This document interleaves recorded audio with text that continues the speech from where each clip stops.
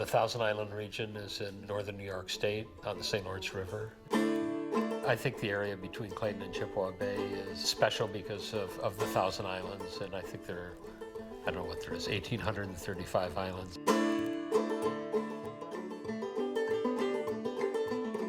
I think the count varies, but there must be an official count. Boats in this region are desirable to me because I'm from this region, I have an interest in it, and I want to preserve the cultural heritage of the area. Now, I have quite a few boats. Sometimes boats sit in storage and no one sees them. The one thing, I've been involved with the Boat Museum in Clayton and in their storage building up there, and I provided them funding to set up the inside of that place so it's more accessible to the public, and there are public tours that go out there. Most of the stuff I collect has to do with northern New York. Trying to think what else I collect. A little bit of this, a little bit of that.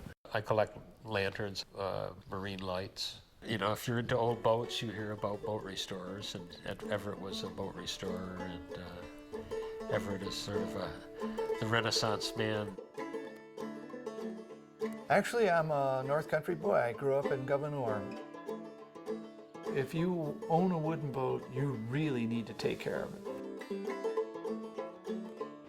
And I think that we find that things that require a lot of us are actually more satisfying. And there is something there, there's something really charming about holding a tool in your hand and using it for the same thing that a guy did 100 years ago.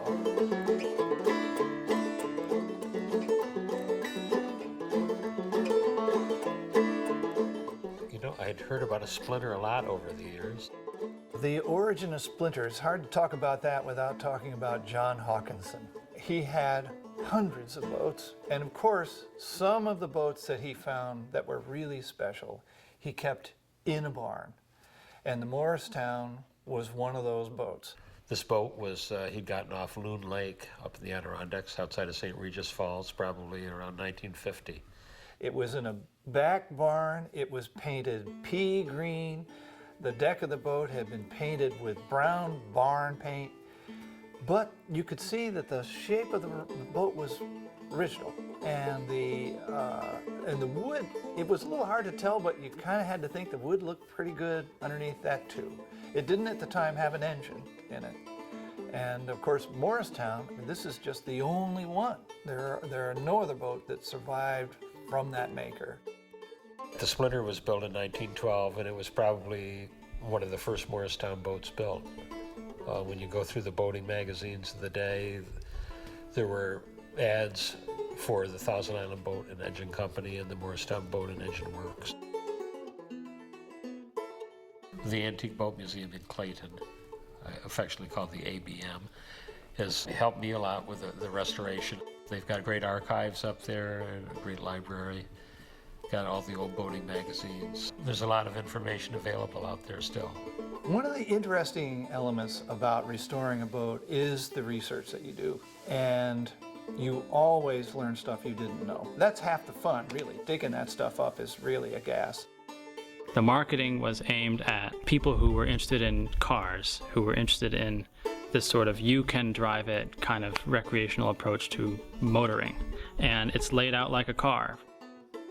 If you really want to preserve something, and some collectors demand that you do, and some just demand that it look perfect, but Allan really wanted as much of it original as possible. And we really took a lot of time with that. When you restore a boat, you should share that information you've gained with the Boat Museum, especially. Like Allan, I made sure that all the documents, the advertisements we found, we created a file that's in the museum's archives, so the next guy that comes along is going to, have a step ahead to find that information.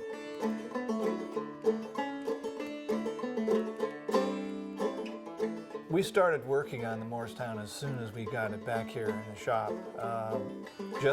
The very beginning is just you getting the old paint off it and finding out what of the wood is good and what is bad.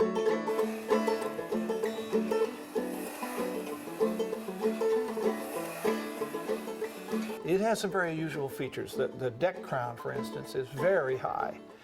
And as it turned out, I think the deck, almost all the deck is original. It's amazing that it's almost all original. Splinter's engine has really been a lot of fun. It was in remarkably good shape to start with. This is a Wisconsin from 1912. It's a 4-cylinder with cage valves. It's a magneto ignition. Morristown made their own engines, and the advertisement we found of the original engine showed it with a dash-mounted crank unit. So the way it's set up, you actually slip a brass handle through the dash and you crank the engine from the cockpit.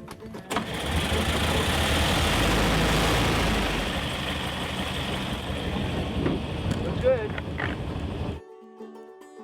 When I first got interested in building wooden boats, for me it was sort of like folk music. It was good, it was craftsmanship, it was elemental, kind of satisfying work. It was local. It had all these characteristics that I found really attractive in the face of this world that has become so overwhelmed with mass-produced stuff.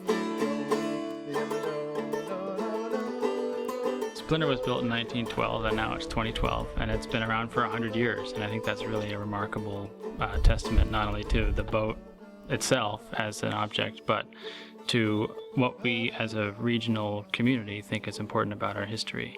I think it's wonderful that there's people like Allan who are interested in making sure that these things survive, and people like Everett who are making sure that the skill set also survives. And it's wonderful that there's a museum that acts as a forum and a gathering place to bring those people together and to share what they're doing with the public.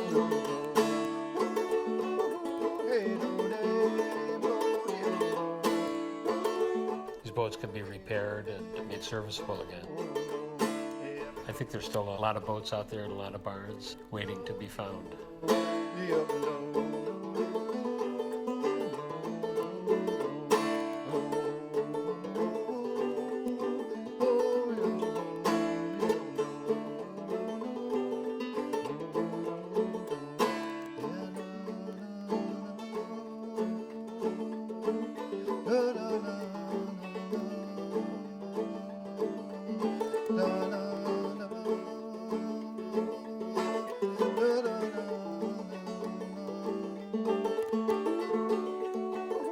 Hey.